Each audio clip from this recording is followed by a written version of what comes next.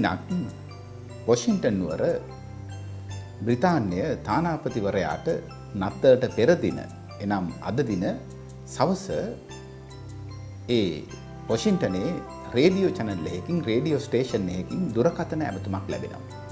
තානාපතිතුමා වැඩ ගොඩක යෙදලා ඉන්න අතරතුරයි මේ ඇමතුම පැමිණෙන්නේ. එතුමන්ගෙන් විමසා සිටිනවා රේඩියෝ චැනල් එකකින් කතා කරන කෙනා ඔබතුමා මොනවා ලැබෙනවටද කැමති මේ නත්තලේ කියලා. ඔබතුමා මොනවටද ආසා මේ නත්තලේ කියලා. එයාගේ උත්තරේ දෙනවා අර වැඩේ කර කර ඉන්න ගමන්. පසුවදා උදෑසන නත්තල් දවසේ රේඩියෝ වැඩසටහනක් යනවා. ඒ රේඩියෝ වැඩසටහනට මේ තානාපතිතුමත් සමන් දෙමින් සිටිනවා. ඒකේ නිවේදකයා මෙන්න මෙහෙම දෙයක් කියනවා. අපි ඊයේ සවස පුරාවට අපේ නගරයේ ඉන්න විවිධ තානාපතිවරුන්ගෙන් මත විමසුමක් කළා නත්තලට මොනවද ලබා ගන්න කැමති කියලා. පොඩි ඡන්ද විමසීමක් වගේ. එතකොට රුසියානු තානාපතිවරයා කිව්වා ලෝකයේ සාමය හා සාධාරණත්වය මේ නත්තලේ ලැබෙනවට එතුමා සතුටුයි කියලා.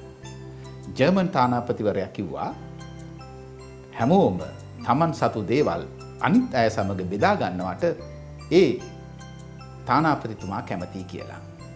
ඔබ දන්නවද බ්‍රිතාන්‍ය තානාපතිවරයා මේ නත්තලේ මොනවටද කැමති කියලා? එතුමා කිව්වා එතුමා කැමතියි කියලා පලිඟි වලින් හදපු පළතුරු මල්ලක් එතුමාට ලැබෙනවට. සමහර වෙලාවට ඔබටත් අද දවසේ ඇමතුමක් එන්න පුළුවන්. ඔබ නත්තලට මොනවටද ආස කියලා. කල්පනාකාරීව උත්තර දීම ඔබ සතුයි.